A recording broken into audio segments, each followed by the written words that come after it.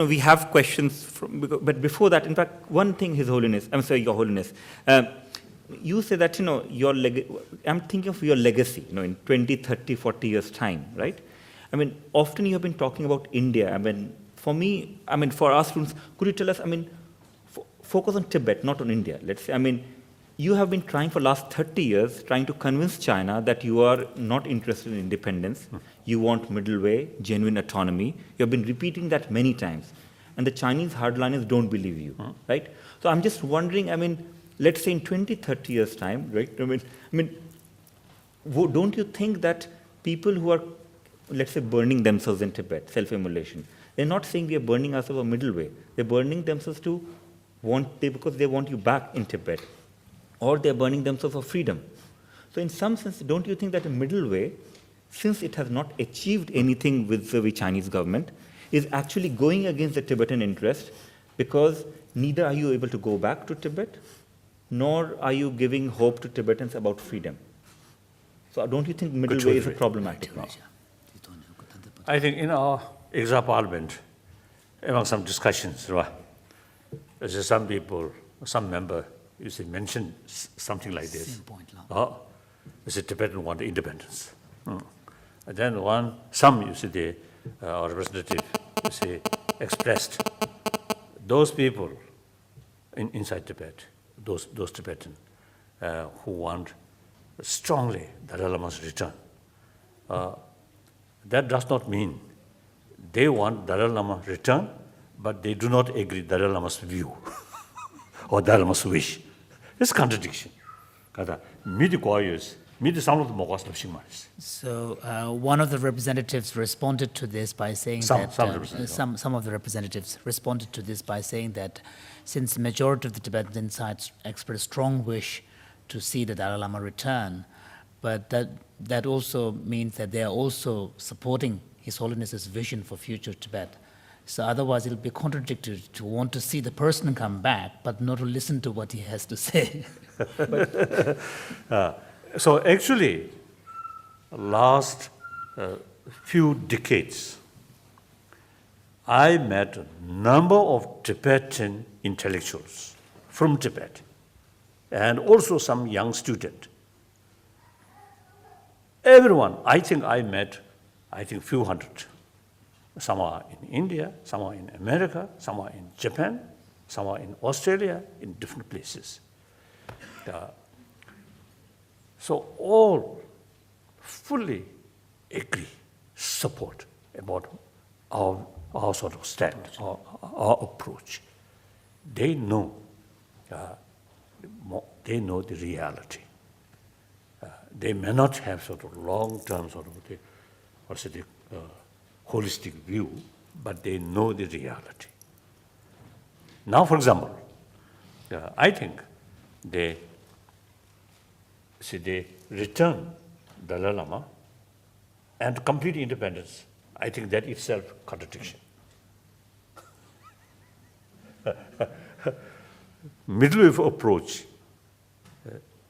is one of the possibility of my return. I think I'm asking a student here or audience here, do you think this stand firmly independence and then my return? Firm sort of stand independence or our middle way approach, which is So with respect to the possibility or opportunity of His Holiness return to Tibet, which of the two stands would have greater chance, full independence or a middle way of approach? So first question, the middle way of possibility.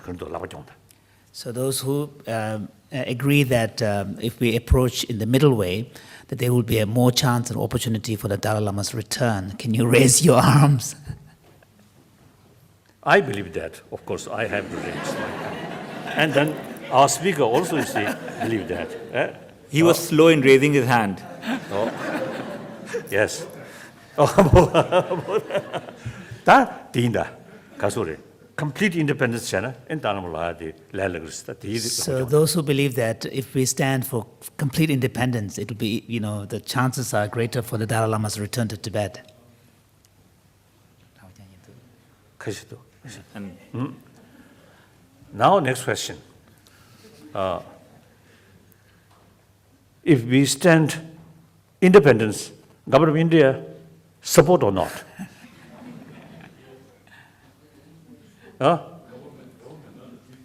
Kasa. Government of India now. they will push you out of the country. Kasa.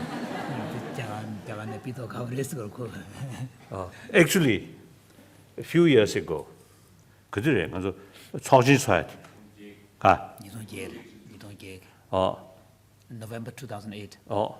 So we had big sort of meeting, and I told our sort of elected leadership, now this meeting, not like Chinese meeting, everything you see fixed.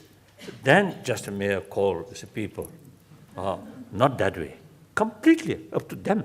If they really want to change, then we have to follow. This is their decision. I told him. So at that time, I received one letter from one our close friend who are working in the White House. He actually mentioned, if you follow different way, then American government will not support you. One thing. And then German embassy in New Delhi, ambassador himself, very close sort of relations. Afterward, he expressed, he very much glad, relieved, no change, existing policy. Otherwise, the Dalai Lama's visit to Germany may become difficult. So these are the reality. Of course, there are like youth organization, and some people, if they really want independence, yes, it is their sort of desire, it is our right, but we have to think, we have to approach realistic way. I always saying people, any goal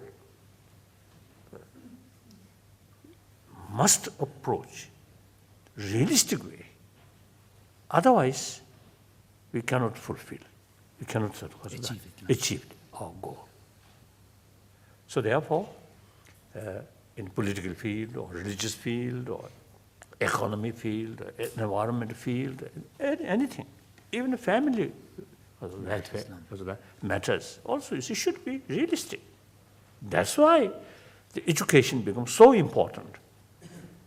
The purpose of education is to reduce gap appearance and reality. Now scientific research also try to reduce appearance and reality. So we should not sort of based on appearances. We must know the reality. So investigation, these things happen. So therefore, sometimes emotionally you want something, but that not sufficient. We must look objectively. So I think 1 year ago, I think 1 year ago, I met some sort of youth organizations and also some other sort of group who support mutual approach. I met together, and then I mentioned these things. Yes, how can what is the step to reach to get independence? Then I asked him, how can we expel Chinese forces from Tibet? Can we? Then the leader of the youth organization, he said, yes, we can do. I think difficult. 1956, when I was in India, in New Delhi, and then also 56, some of my sort of officials, they insist now I should remain in India, not return to Tibet. I discussed with Pandit Nehru. Pandit Nehru told me better to return and fight within Tibet on the basis of 17-point agreement. He personally is carrying one copy of that, and he pointing on this basis, on this clause, you should sort of struggle within Tibet. Then after 59, when we request Indian government, please, if possible, raise Tibetan issue at the UN. If not, please support the Indian government neutral, remain absent. Right? Absent. Then at that time, he told me, Tibetan issue, Tibetan problem, America will not going to war with China about Tibet. Nobody do that. So raise Tibetan issue at the UN, not much sort of helpful. Then I told him, yes, we are not expecting some positive immediate result, but in order to keep Tibetan issue alive on the planet. Then one occasion he told me, give proper education for younger generation of Tibetan refugee. That is the way to keep Tibetan issue alive. I think his sort of advice, really realistic advice. Now, the 50 years passed, the 53 years passed, Tibetan issue still quite alive. Of course, my name also is some connection, but mainly Tibetan, younger generation, particularly inside Tibet. 3-4 generations now passed, but younger Tibetan, new generation, they kept Tibetan spirit, whether believer or non-believer. As far as Tibetan spirit is concerned, they kept very, very strong. The younger generation, even stronger, their Tibetan spirit is concerned, like that. One question? In fact, too long. In fact, because of sorry, no, but I think we can take few more extra minutes and then we have to wrap up. So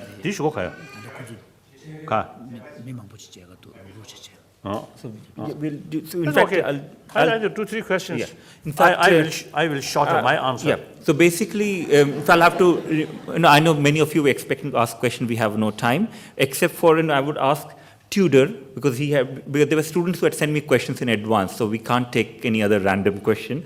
I'll ask Tudor to ask the question first, and then Gemma. So we'll have only time for 2 questions. If we have more, we'll allow you. But be brief. Yeah, Your Holiness, I want to ask you about democracy and violence. And in the last 2 decades, there were a number of interventions of Western states, powerful military states, in the name of promotion of democracy and human rights. Now, the critics have raised the issue of civilian casualties, the big number of civilian casualties. Do you think that the export of democracy, the promotion of democracy, it's an adequate justification to waging war and killing people?